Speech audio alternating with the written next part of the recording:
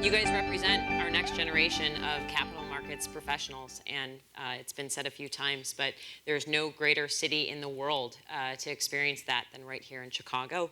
A little about my background. As John said, I serve as Executive Vice President of Global HR. So I'm kind of like the people person in this business. I've been in this business my entire career. And what Trading Technologies does is it creates software for the professional trader. So professional traders at proprietary trading firms, commercial hedgers, and regional and global banks. So most of my professional experience stems from 12 years that I spent growing, really helping build a proprietary electronic market making firm. But I also come from a family of traders. I'm the only woman in a family of men that ever kind of stepped into this business. And my first recollection of the trading floor was as a 10-year-old girl, and we would take the Metro down, and we'd go have lunch every week with my grandfather and my two uncles who traded grains and bonds on the floor of the Chicago Board of Trade. And growing up, it was their, you're going to hear this word 1,000 times today, it was their passion for the business, right? Their tenacity. I mean, they would come to Christmas with hoarse voice, and we'd be like, what'd you do at work? That's how they got things done. And so it was really their influence that, that kind of pointed me in this direction. And so when I got out of graduate school with a sociology degree and decided I wanted to be in this business, but on the other side of the business, really kind of helping to groom the next generation of traders, I knew that there was no other place that I wanted to be.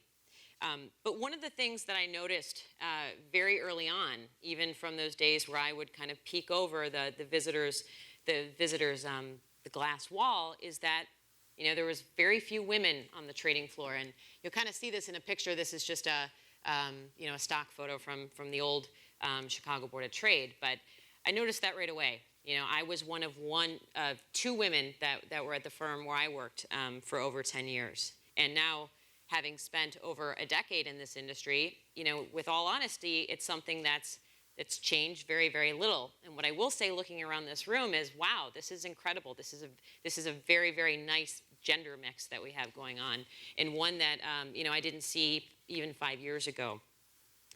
It's a passionate. I'm really. It's a topic rather than I'm passionate about. Obviously, I'm a young woman in a very male-driven world, and part of that is what excites me so much. But any survey or statistic will tell you that women are outnumbered in trading, and absolutely in technology. And so I recently kicked off a blog series titled "Speaking in Code: The Female Perspective on Life and Technology."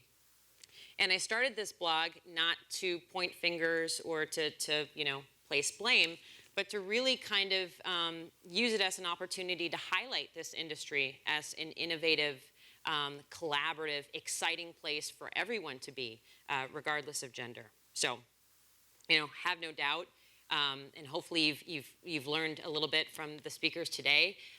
Being a young professional in this industry is like, unlike anything that you'd ever see.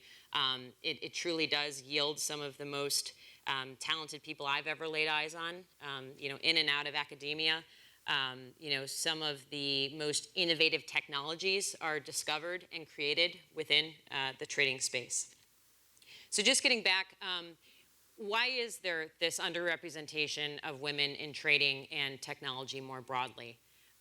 One of my beliefs is that it kind of stems from the trading floors. I mean, you see, you'd have to look real hard to find a ponytail in that picture.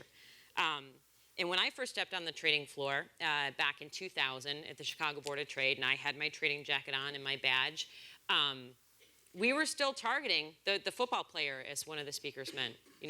We were targeting the smartest, loudest, tallest, broad-shouldered, football player, soccer player. Not because he was the most capable, but truthfully, very few women were applying for these roles.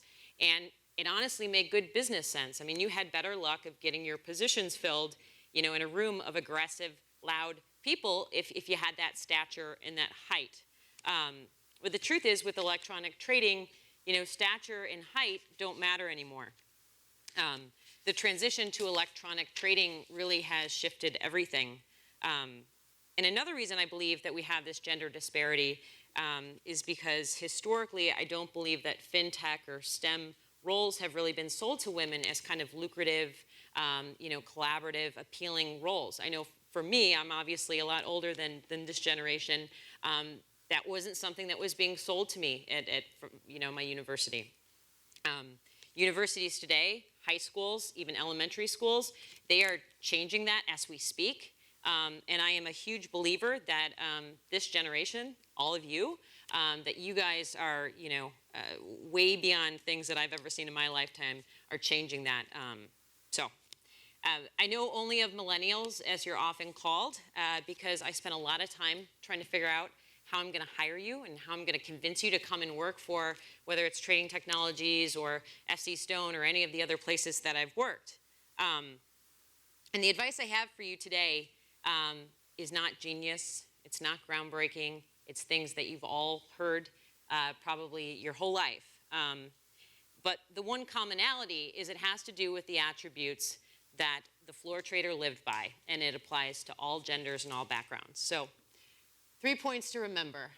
The first one is follow your passion, right? I mean, we've heard this a dozen times already today, and it may sound corny, but you will live your passion every day. And when people ask you where you work and what you do, you want to be proud to share that story. You want to be proud for helping develop it. You want to be proud for helping support it.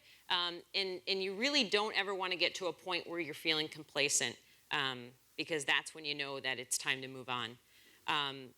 And the other thing is that technology is not always sitting in the corner with your headphones on and your head down. I mean, it's actually about out-of-the-box thinking. It's about creativity. It's about collaboration. I know many of you know this.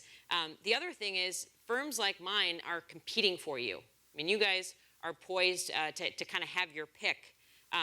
And so find something that aligns with your beliefs. Follow what you love. Integrate what you love into your livelihood. Because honestly, work does not have to be work. You will have never met a floor trader who did not live and breathe the markets every day, who literally did not, could not wait for the alarm clock to get off and, get down to the Chicago Board of Trade Open. Point number 2, asking for what you want. I have never gotten a promotion. I have never gotten a raise. I have never gotten an opportunity without bringing it to the table as a point of discussion where I've had to ask for it. And this in no way means that you don't have to do the hard work to back that up. But in time, you really have to learn to strengthen your voice and to not be afraid to ask. The one piece of advice that I give anyone that has ever worked with me or for me is that as long as you just have to be prepared that the answer might not always be yes when you go and ask for something, right? I mean, you've probably experienced no maybe more times than not as a kid growing up. But as long as you're okay with the answer maybe being not now or, I have to think about it, there's no harm in asking. The best floor traders asked for what they wanted every single minute of every single day. I mean, that was literally defined what open outcry was. And then thirdly, be confident. We've heard this a few times today. If you're asked to be invited to a meeting or to participate in a discussion, don't just sit in the back of the room or sit on the sidelines. You want to listen attentively and be confident and, offer your opinion, offer where you think something, can be changed. I can't count on one hand anyone I've ever met who hasn't, who's gotten something without asking for it, without having a plan, without following through with that plan, and without believing in yourself. Even if you're the only engineer in the room, even if you're the only, you're the youngest person in the room, even if you're the only woman in the room. I've been the only woman in the room many, many times. And, you have to be an example not only for yourself, but those who work with you and around you. And you really need to make those people question why it took so long to get you on that meeting invite. Because your boldness will be what will impact the next leader. So as you embark on your careers, I encourage you to remember the attributes of the best floor traders. They followed their passions. They were never afraid to ask. And because they were prepared, because they had a game plan, they were confident. And in that confidence, they were successful. So thanks so much for having me, and thanks, John.